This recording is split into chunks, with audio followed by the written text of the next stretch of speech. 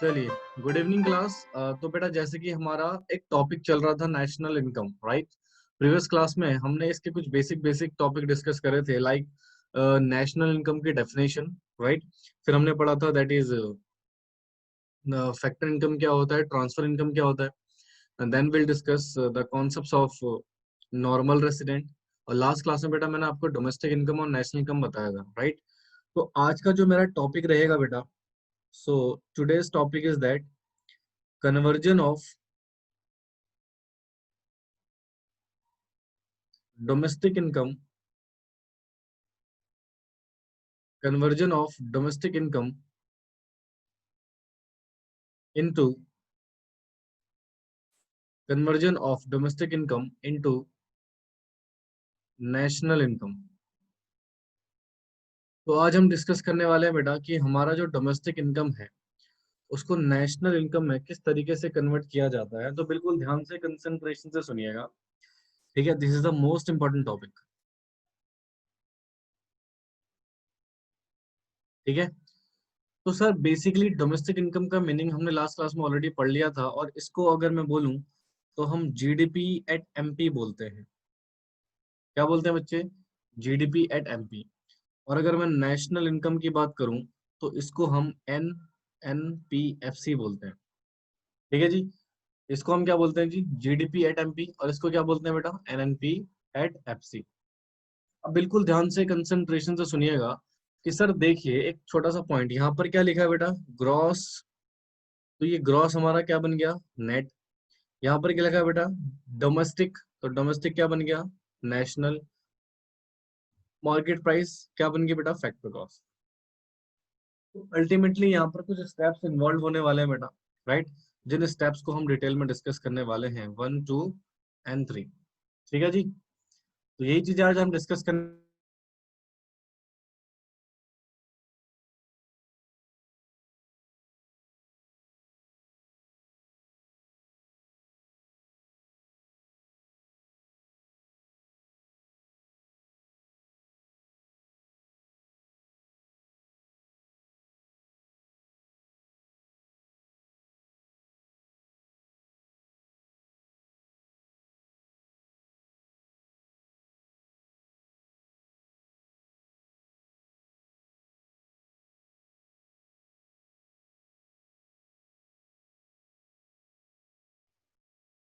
ठीक है बेटा, तो conversion of domestic income into national income. तो बेटा हम यहाँ पर बेसिकली क्या डिस्कस करने वाले हैं कि हमारा डोमेस्टिक इनकम किस तरीके से नेशनल इनकम में कन्वर्ट होता है।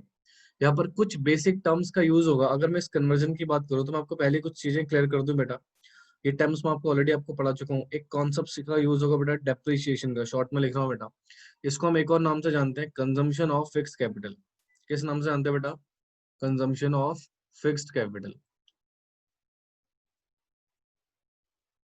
ठीक है। दूसरा कॉन्सेप्ट है हमारे पास जो यूज होता है बेसिकली, दैट इज नफिया। इसको हम बोलते हैं नेट फैक्टर इनकम फ्रॉम या टू अब्रॉड। तीसरा कॉन्सेप्ट यूज होता है बेटा एनआईटी का। इसका मतलब होता है नेट इनडायरेक्ट टैक्सेस, ठीक है। Net indirect taxes. तो ये तीन बेसिक पॉइंट्स हैं बेटा जो हमारे यहाँ पर यूज होंगे इन कन्वर्जन में। यानी कि डोमेस्टिक को ग्रॉस को नेट बनाने में, राइट, डोमेस्टिक को नेशनल बनाने में, और मार्केट प्राइस को फैक्टर कॉस्ट में कन्वर्ट करने में बेटा, इन तीन फैक्टर्स का बेसिकली हम यहाँ पर यूज करने वाले हैं। Depreciation, NFIA, right, net factor income from या टू अब्रॉड। बेटा ये फ्रॉम और टू मतलब दो अलग अलग सेगमेंट है। या तो ये दे सकता है net factor income from abroad, या आपको एग्जामिनर में ये प्रोवाइड कर सकता है बेटा net factor income from that is to to abroad, ठीक है। एक फ्रॉम वाला और एक टू वाला। और तीसरा पॉइंट है हमारे पास NIT, net indirect taxes, right. तो इनके बारे में डिटेल पढ़ेंगे हम बेटा इनके टॉपिक्स में। बट फिलहाल आपको इतना याद रखना है कि सर जब हम कन्वर्जन का प्रोसेस एग्जीक्यूट करते हैं तो उस कन्वर्जन करते वक्त, राइट, हम इन तीन स्टेप्स को फॉलो करने वाले हैं, और इन तीन चीजों का यूज होगा बेटा इन कन्वर्जन में। डन। जरा फटाफट से इसको नोट कर लीजिए बेटा। फिर हम इसकी डिटेल समझते हैं बेटा स्टेप वाइज। 3 स्टेप्स पढ़ेंगे बेटा, सिर्फ उस 3 स्टेप ही पढ़ाऊंगा, right. And these are very important, तो इसको फटाफट से आप नोट कर लीजिए बेटा, ठीक है। Note it down fast. चलिए अब इसके डिटेल पढ़ते हैं बेटा। सबसे पहले लिखिए स्टेप नंबर 1, ठीक है। जैसे कि हमारा स्टेप नंबर 1 में क्या है बेटा, जी, जी बोले तो ग्रॉस, ठीक है जी।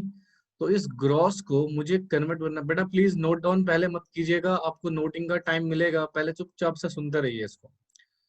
ग्रॉस को बेटा मुझे नेट में कन्वर्ट करना है, तो मेथड कुछ कहता है इस तरीके से कि आप जब आप ग्रॉस को नेट बना रहे होंगे तो सर इसमें से डेप्रीशिएशन माइनस हो जाएगा। क्या माइनस हो जाएगा बेटा, डेप्रीशिएशन। सर अगर उल्टा करें तो, यानी कि अगर नेट दिया हुआ है और उसको ग्रॉस में कन्वर्ट करना हो तो यहाँ पर डेप्रिसिएशन को बेटा हम क्या कर देंगे, प्लस कर देंगे। यानी कि सर पहला स्टेप ये है कि ग्रॉस को नेट बनाने के लिए, याद करो बेटा चैप्टर नंबर 1 में जब मैं आपको ग्रॉस इन्वेस्टमेंट और नेट इन्वेस्टमेंट की सिचुएशन बता रहा था तो वहां पर डेप्रिसिएशन को ही सब्ट्रैक्ट किया जाता था, ठीक है। और सर बेसिकली डेप्रिसिएशन का बेसिक मतलब मैं आपको ऑलरेडी पढ़ा चुका हूँ। इसका एक और नाम है बेटा जो जनरली यूज होता है, that is consumption of fix capital, ठीक है जी, कंजम्पशन ऑफ फिक्स कैपिटल। तो सर ये जो जनरल पॉइंट है कंजम्पशन ऑफ फिक्स कैपिटल, इसका डेप्रिसिएशन का ही अनदर नाम है बेटा। तो बेसिक पहला पॉइंट बहुत सिंपल सा बेटा, ग्रॉस को नेट बनाने के लिए डेप्रिसिएशन को सब्ट्रैक्ट कर लिया जाता है, माइनस कर लिया जाता है। दूसरा पॉइंट, सर नेट को ग्रॉस बनाने के लिए उसी पॉइंट को प्लस कर देंगे बेटा, दैट इज डेप्रिसिएशन को जोड़ दिया जाएगा। डन। तो दिस इज फर्स्ट स्टेप, ये बहुत सिंपल सा स्टेप था बेटा, आई होप आपको समझ में आ गया होगा। इसको नोट कर लीजिए फटाफट से बेटा। तो ये हुआ बेटा हमारा पहला स्टेप नंबर 1। अब आइए स्टेप नंबर 2 पे। ओ सॉरी, ये तो 3 हो गया। स्टेप नंबर 2, स्टेप नंबर 2 जो कि सबसे ज्यादा इंपॉर्टेंट फैक्टर है बेटा, सर डोमेस्टिक को नेशनल बनाना है। क्या बनाना बच्चे, डोमेस्टिक को नेशनल बनाना है। तो यहां पर जनरली यूज होता है बेटा net factor income. Net factor income, अब वो नेट फैक्टर इनकम बेटा दो तरीके की हो सकती है, फ्रॉम वाली और टू वाली। सर इसका बेसिक मतलब क्या है, देखो छोटा सा कॉन्सेप्ट समझाता हूँ बेटा, देन विल डिस्कस। मैंने आपको डोमेस्टिक इनकम जब पढ़ाया था तो मैंने आपको डोमेस्टिक इनकम में एक बेसिक सिनेरियो बताया था कि यहाँ पर जो हम फैक्टर इनकम लेते हैं भैया, उस फैक्टर इनकम में नॉर्मल रेसिडेंट का भी पैसा इंक्लूड होता है, राइट, और रेसिडेंट का पैसा भी इंक्लूड होता है। बट वो पैसा जो विद इन द इंडिया कमाया गया हो,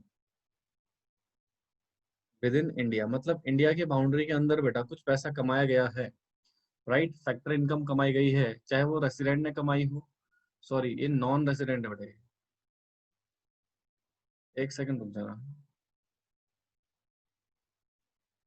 इसको लिख लेना नॉन नॉर्मल रेसिडेंट। चाहे बेटा वो नॉर्मल रेसिडेंट ने पैसा कमाया हो, चाहे वो नॉन नॉर्मल रेसिडेंट ने पैसा कमाया हो, with in the country, India के विद इन राइट। तो डोंट यू, और नेशनल इनकम में जब आपने एक सिचुएशन पढ़ी थी सर, आपने पढ़ा था कि सर फैक्टर इनकम हमें चाहिए, वो भी सिर्फ किसने कमाई हो बेटा, नॉर्मल रेसिडेंट ने। किसने कमाई हो बेटा, नॉर्मल रेसिडेंट में, राइट, नॉर्मल रेसिडेंट ने कमाई हो।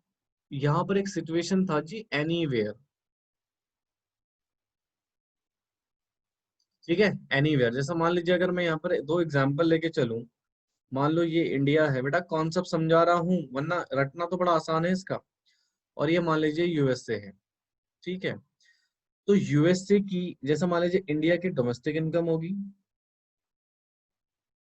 और इंडिया की नेशनल इनकम भी होगी। ध्यान से सुनिएगा बेटा प्लीज, ठीक है। वैसे ही बेटा यूएसए की डोमेस्टिक इनकम होगी सर, और यूएसए की नेशनल इनकम भी होगी, आगे ना जी। अब जरा ध्यान से सुनिएगा सर, मान लीजिए इस इनकम में रेसिडेंट का पैसा भी है और नॉन रेसिडेंट का पैसा भी है, और ये जो नॉन रेसिडेंट है बेटा वो इंडिया में काम कर रहा है, बट वो रेसिडेंट कहाँ का है बेटा, यूएसए का, रेसिडेंट ऑफ यूएसए। बिल्कुल ध्यान से सुनिएगा कंसंट्रेशन से। और मान लीजिए सर इनकी डोमेस्टिक इनकम में भी तो भैया वही सिस्टम चल रहा होगा, चाहे रेसिडेंट का पैसा हो चाहे नॉन रेसिडेंट का पैसा हो। और मान लो ये जो नॉन रेसिडेंट है बेटा ये इंडिया का रेसिडेंट है, रेसिडेंट ऑफ इंडिया। ऐसा हो सकता है कि नहीं हो सकता जी? बिल्कुल सर, लास्ट क्लास में पढ़ा चुका हूँ काफी डिटेल में बेटा इसको। अब ध्यान से सुनिएगा, यहाँ पर एक सिचुएशन आती है सर, ये दोनों देशों की जो नेशनल इनकम होती है ये सिर्फ और सिर्फ किसका पैसा लेती है बेटा? इसमें सिर्फ किस किस का पैसा आता है? खाली रेसिडेंट का, ओनली रेसिडेंट का पैसा आता है।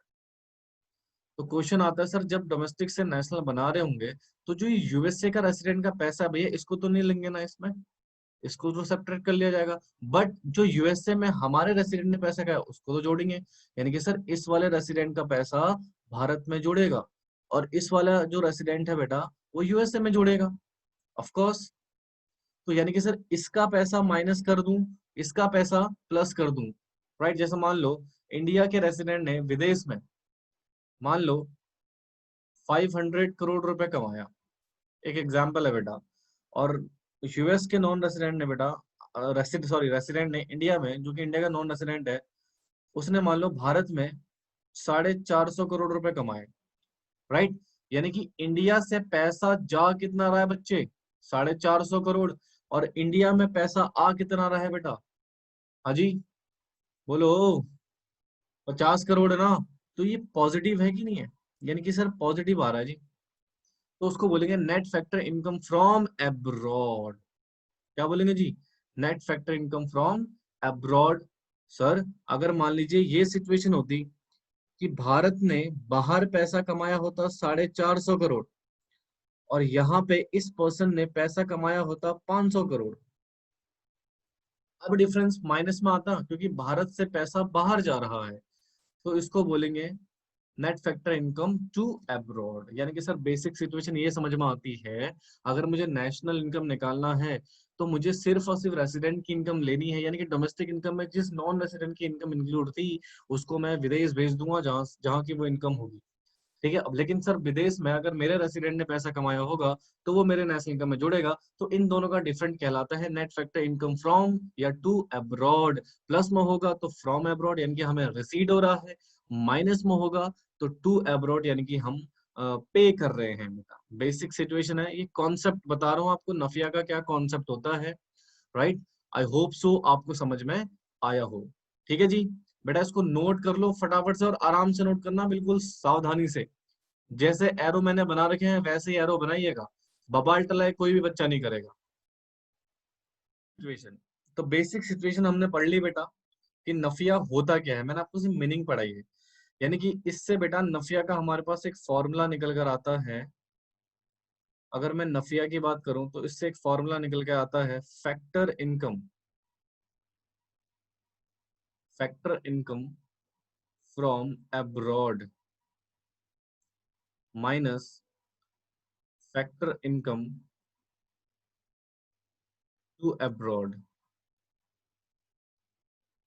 ठीक है जी, यानी कि सर इसका एक फॉर्मूला निकल के आ गया फैक्टर इनकम फ्रॉम अब्रॉड, जो विदेश से पैसा आया है और जो विदेश को पैसा गया है, इसके बीच का डिफरेंस बेटा हमारा नफिया होता है, जो कि दो तरीके के आ सकता है। अगर ये प्लस में आता है तो इसको बोलेंगे बेटा net factor income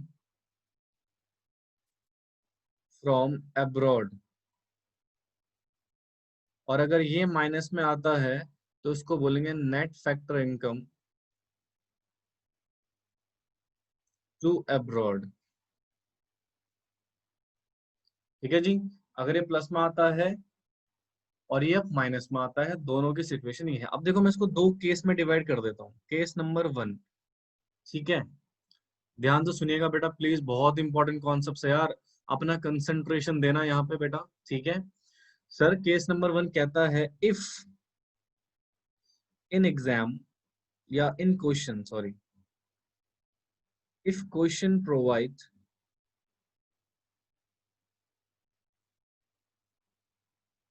Nafiya from वाला। ठीक है जी, हम यहाँ पर एक केस लेके चल रहे हैं सर, क्वेश्चन में जो हमें नफिया दिया हुआ है वो फ्रॉम वाला दिया हुआ है, यानी कि सर पॉजिटिव वाला। तो इस सिचुएशन में हम क्या करेंगे? तो कन्वर्जन चार्ट कैसा रहेगा? तो देखो बिल्कुल लिखना मत, लिखने का टाइम आपको मिलेगा। डोमेस्टिक को हमें नेशनल में कन्वर्ट करना है। हाँ जी, प्लस में है ना बेटा, यानी कि हमारे रेसिडेंट का पैसा ज्यादा है। लॉजिकली बात देखा जाए तो वो, अगर मैं प्लस वाली बात करूं तो हमारे रेसिडेंट का पैसा ज्यादा है। तो डोमेस्टिक को नेशनल बनाने के लिए, ठीक है जी, डोमेस्टिक को नेशनल बनाने के लिए यहाँ पर बेटा नफिया फ्रॉम वाला जोड़ दिया जाएगा, क्योंकि इसमें रेसिडेंट का पैसा ऐड होता है। और ये नफिया फ्रॉम वाला मतलब सर रेसिडेंट का पैसा है प्लस में है, हमारे पास आया है। सर अगर मैं उल्टा करूं तो, नेशनल को डोमेस्टिक में कन्वर्ट करूं तो यहाँ पर बेटा नफिया हमारा क्या हो जाएगा जी, माइनस हो जाएगा फ्रॉम वाला। ठीक है, ये कॉन्सेप्ट था बेटा, मैं आपको ऑलरेडी जो पढ़ा चुका हूँ। ये आपका चार्ट परफॉर्मेंस है कि नफिया को जोड़ देंगे। रीजन बीइंग सर नफिया क्या है, कि प्लस वाला नफिया है जहां पर पैसा रेसिडेंट से आया है, और नेशनल में रेसिडेंट का पैसा लिया जाता है, चाहे वो वर्ल्ड में कहीं पर भी कमाई गई हो। ठीक है, तो इसलिए बेटा प्लस वाला नफिया जुड़ जाएगा। एंड देन जब हम नेशनल को डोमेस्टिक बना रहे होंगे तो वही नफिया माइनस हो जाएगा बेटा। ठीक है जी, समझ आया बेटा? इसको नोट कीजिए फटाफट से बेटा, इसको नोट कीजिए फटाफट से। केस नंबर 1 आपने पढ़ा, अब देखिए केस नंबर 2, यानी कि इफ क्वेश्चन प्रोवाइड नफिया, कौन सा वाला बेटा, 2 वाला। इस केस में क्या होगा देखिएगा, अगेन वही सिचुएशन बेटा, हमें डोमेस्टिक को क्या बनाना है जी, नेशनल। हमें डोमेस्टिक को नेशनल में कन्वर्ट करना है सर। तो ध्यान से सुनिएगा, नफिया 2 वाला मतलब विदेश का पैसा भारत में ज्यादा था, इसका मतलब सर नॉन रेसिडेंट का पैसा ज्यादा है। और नेशनल में नॉन रेसिडेंट का पैसा लिया जाता है या नहीं लिया जाता बेटा, सर नहीं लिया जाता। तो इसलिए बेटा यहाँ पर नफिया 2 वाला माइनस हो जाएगा, और उल्टा कर दूंगा तो बेटा ये प्लस हो जाएगा। तो ये तो मैंने आपको कॉन्सेप्चुअली पढ़ाया, कॉन्सेप्चुअली, ठीक है। अब रटने वाले बच्चे सुनो, रटने वाले बच्चे सुनो बेटा, अगर डोमेस्टिक को नेशनल बना रहे हैं और नफिया फ्रॉम वाला है तो प्लस, 2 वाला है तो माइनस। ठीक है, नेशनल को डोमेस्टिक बना रहे हैं, नफिया फ्रॉम वाला है तो माइनस, 2 वाला है तो प्लस। या तो अब ऐसे पढ़ लो या कॉन्सेप्चुअली पढ़ लो। सर इसमें देखो नॉन रेसिडेंट का पैसा था, 2 वाला मतलब नॉन रेसिडेंट का पैसा है, तो सर डोमेस्टिक से नेशनल में जाएंगे तो उसको हटा देंगे सर, क्योंकि हमें सिर्फ रेसिडेंट का पैसा चाहिए, नॉन रेसिडेंट के पैसे से हमें कोई लेना देना नहीं है। ठीक है, तो इसलिए सर उसको नेशनल बनाते वक्त माइनस कर देंगे, और वापस से जब सेम ट्रीटमेंट होगी तो उसको प्लस कर दिया जाएगा। ठीक है जी, आई होप सो आपको ये समझ में आया हो। इसको फटाफट से बना लीजिए बेटा, जल्दी से नोट कर लीजिए इसको। सर यहाँ पर बेसिकली ध्यान सुनिए बेटा, बेसिकली हमने क्या पढ़ा बेटा, step number 1, step number 2। Step number 1 में हमने बेसिकली क्या पढ़ा था बेटा, कि कैसे ग्रॉस को हम नेट बनाएंगे, डेप्रिसिएशन का यूज होगा, राइट। स्टेप नंबर 2 में हमने नफिया की ट्रीटमेंट पढ़ ली बेटा, कि नेट फैक्टर इनकम फ्रॉम या टू अब्रॉड की ट्रीटमेंट क्या रहेगी बेटा, डोमेस्टिक को नेशनल बनाने में। तो तीसरा कॉन्सेप्ट हमारा स्टेप नंबर 2 आता है सर, मार्केट प्राइस को, मार्केट प्राइस को हमें किस में कन्वर्ट करना है बेटा, फैक्टर कॉस्ट में। किस में करना है जी, फैक्टर कॉस्ट। और यहाँ पर जो यूज होता है वो यूज होता है बेटा एनआईटी का। अब एनआईटी क्या होती है बेटा, एनआईटी की जो फुल फॉर्म है वो होती है net indirect taxes. Net indirect taxes क्या होता है सर, इसका एक फॉर्मूला है बेटा, ध्यान से सुनिएगा। सर एनआईटी का एक फॉर्मूला होता है, फॉर्मूला होता है NIT IT minus subsidy, IT minus S. Sir IT बोले तो इनडायरेक्ट टैक्स, सर सब्सिडी यानी कि सर इनडायरेक्ट टैक्सेस और सब्सिडी को अगर मैं माइनस कर दूं तो definitely will found the NIT. हमें क्या मिल जाएगा बेटा, net indirect tax. Net indirect tax एक तरह से टैक्स ही होगा बेटा। जैसे देखो एग्जांपल आपको बताता हूं मैं, मान लो एक कंपनी है एक्स लिमिटेड, ठीक है।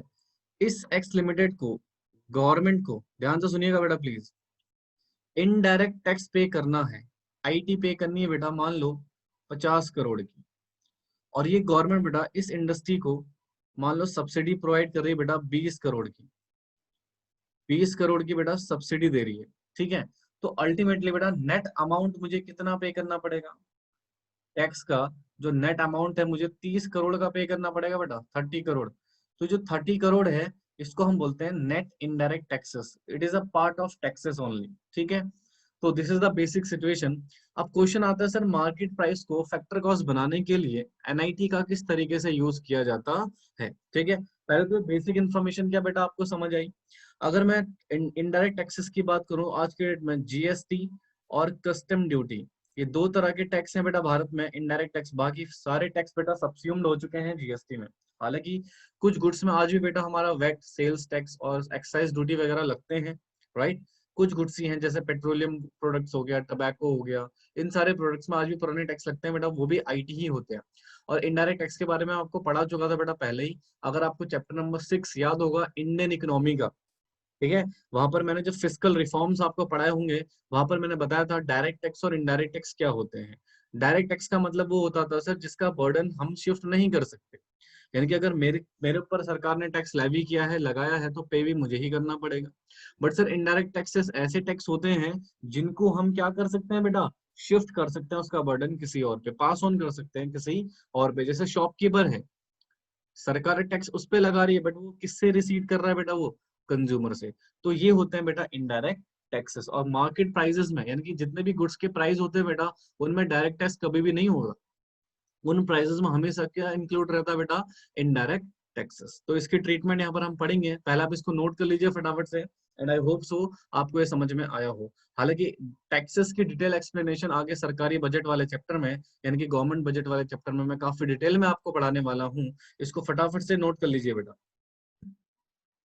देखो जी, अब स्टेप नंबर 3 को एक बार डिटेल में एक्सप्लेन कर लेते हैं बेटा। हमने एनआईटी का मतलब तो समझ लिया। अब मार्केट प्राइस को हमें कन्वर्ट करना है किसमें जी, फैक्टर कॉस्ट में। तो क्या करेंगे सर, तो देखिए जी ध्यान से सुनिएगा। सर जब मार्केट प्राइस को हम फैक्टर कॉस्ट बनाते हैं बेटा, एक बात ध्यान रखना, मार्केट प्राइस में टैक्सेस इंक्लूड होते हैं और फैक्टर कॉस्ट में टैक्सेस इंक्लूड नहीं होते। तो सर क्या मुझे एनआईटी माइनस करना पड़ेगा, नेट इनडायरेक्ट टैक्सेस को मैं क्या कर दूंगा बेटा, माइनस, क्योंकि टैक्स इसमें इंक्लूड है इसमें नहीं। और जब टैक्सेस इसमें इंक्लूड हैं तो उनको एक्सक्लूड करना पड़ेगा for converting factor cost.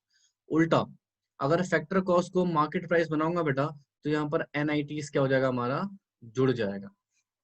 NIT क्या हो जाएगा बेटा हमारा, जुड़ जाएगा, ऐड हो जाएगा। ध्यान से सुनना, इसके बिना कुछ केसेस निकल के आते हैं। जैसे मान लो केस नंबर 1 और केस नंबर 2, बिल्कुल ध्यान से सुनिएगा बेटा, लिखने का मौका मिलेगा आपको। केस नंबर 1 कहता है ओनली आईटी गिवन, यानी कि एग्जाम में सिर्फ आईटी गिवन है, या ओनली सब्सिडी गिवन। तो उस केस में ट्रीटमेंट क्या रहेगी जी, उस केस की ट्रीटमेंट सुनिएगा ध्यान से। अगर मैं बोलूं मार्केट प्राइस बेटा शॉर्ट में लिख रहा हूं और फैक्टर कॉस्ट, तो बात तो टैक्सेस की है, तो यहाँ तो हमें सेम करना जैसा हमने ऊपर किया था, आईटी माइनस, क्योंकि टैक्स ही है बेटा ये, ठीक है, और आईटी प्लस, ठीक है। मार्केट प्राइस में टैक्स इंक्लूड होते हैं, तो जब मार्केट प्राइस से हम फैक्टर कॉस्ट में जाएंगे तो टैक्सेस को माइनस कर देंगे। फैक्टर कॉस्ट में टैक्स इंक्लूड नहीं होते, तो जब हम मार्केट प्राइस में जाएंगे तो उसमें टैक्सेस को क्या कर देंगे बेटा, जोड़ देंगे। अब आती है बात सब्सिडी की। मार्केट प्राइस से जब मैं फैक्टर कॉस्ट में जाऊंगा, तो सर सब्सिडीज का क्या करूंगा।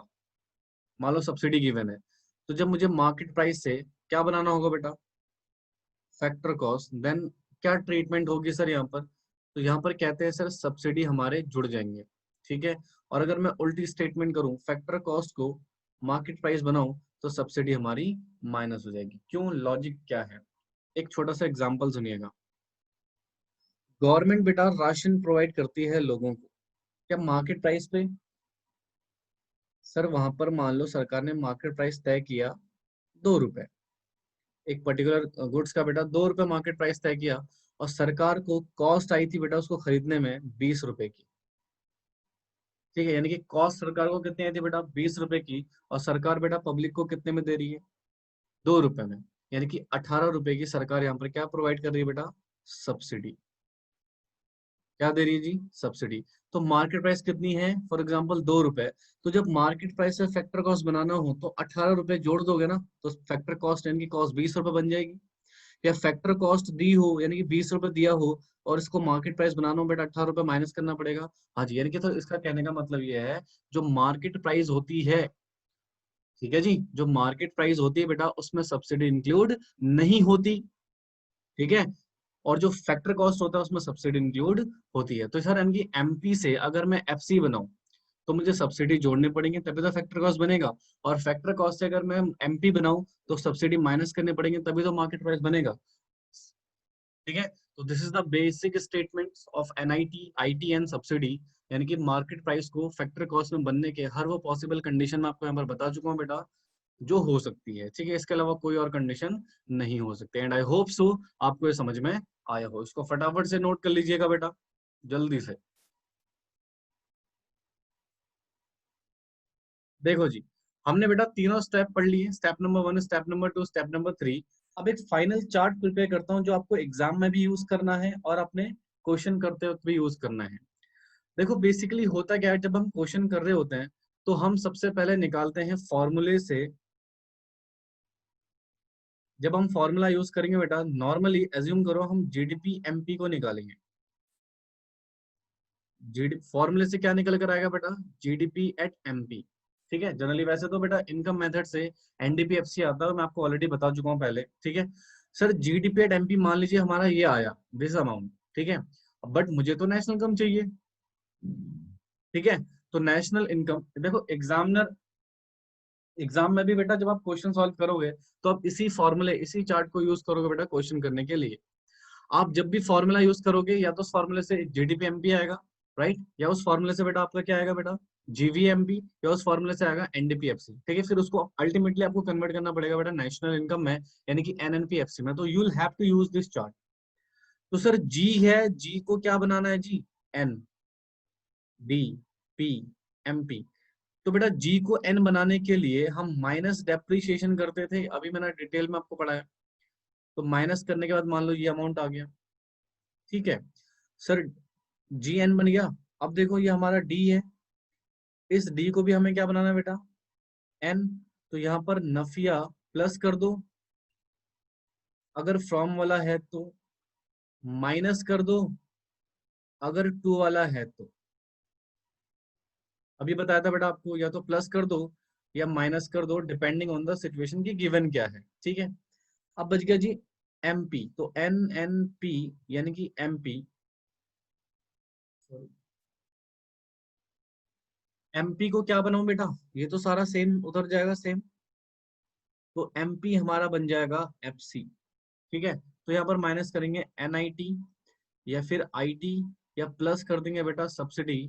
तो ultimately we'll found the national income. तो ये जो हमारा निकल कर आएगा बेटा, इसको हम बोलेंगे नेशनल इनकम। तो ये चार्ट आपको एग्जाम में भी यूज करना है, क्वेश्चन करते वक्त भी इसको ऐसे ही यूज करना है एज इट इज।